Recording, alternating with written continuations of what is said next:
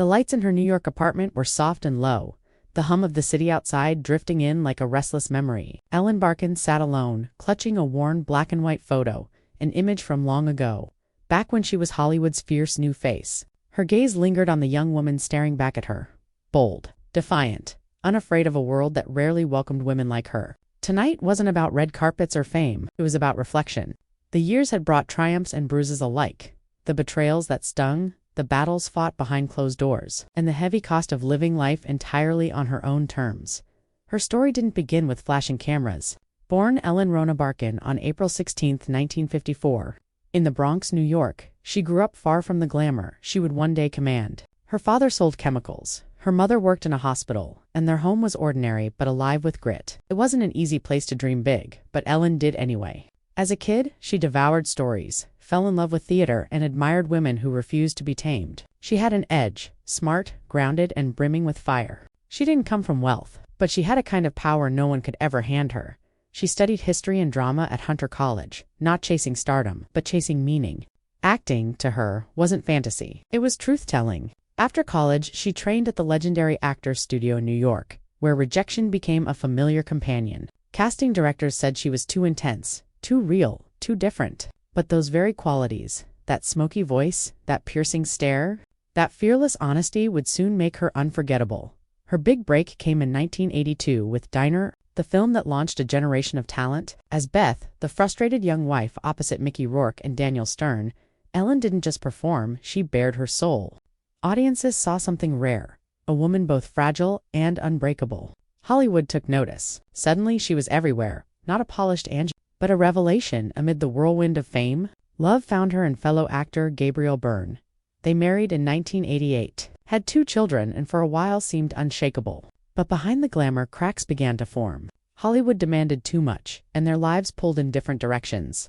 The marriage ended quietly in 1999, no scandal, just the bittersweet realization that sometimes love isn't enough to survive the life you've built. Years later, Ellen reflected, "You can love someone with all your heart and still lose them to who you become."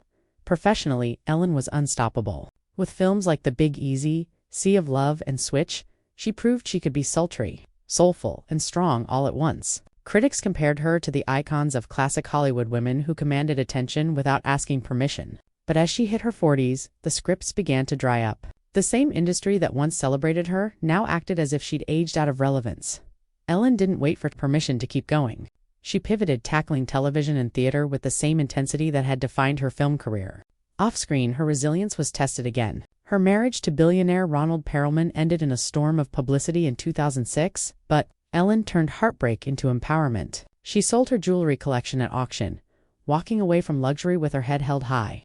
The message was clear: take everything, but I'll still be me. She became more outspoken than ever, a voice that cut through Hollywood's gloss with raw honesty. She talked about sexism, about ageism, about what it means to be a woman who refuses to shrink for anyone. Some called her difficult, others called her fearless. She was both, and she wouldn't have it any other way then.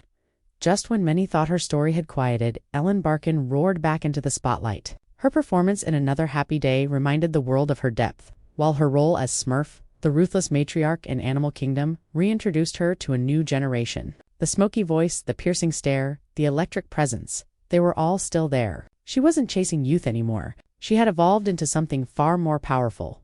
A woman in full control of her narrative, yet even with the success, Ellen spoke openly about loneliness, aging, and the strange peace that comes from acceptance. The glossy photos from her youth, the laughter, the sparkle, still circulate online. But her favorite pictures now are quieter ones. Moments with her kids, glimpses of the ocean, simple days where fame means nothing. Today, Ellen Barkin stands as proof that resilience can outlast beauty, and that authenticity never goes out of style. She's faced betrayal, heartbreak, and the relentless passage of time and turned them all into art. Her legacy isn't just in her movies, but in her defiance. She showed that power doesn't fade with age, it deepens, and maybe that's why. On nights when the city hums outside her window, she still looks at that old photograph, not with sadness, but with pride. Every scar, every loss, every triumph is etched into who she's become. Ellen Barkin didn't just survive Hollywood, she rewrote its rules. So as we look back at her journey, the joy, the pain, the fire that never dimmed, we see more than a star. We see a woman who lived boldly, loved deeply, and never once apologized for being real.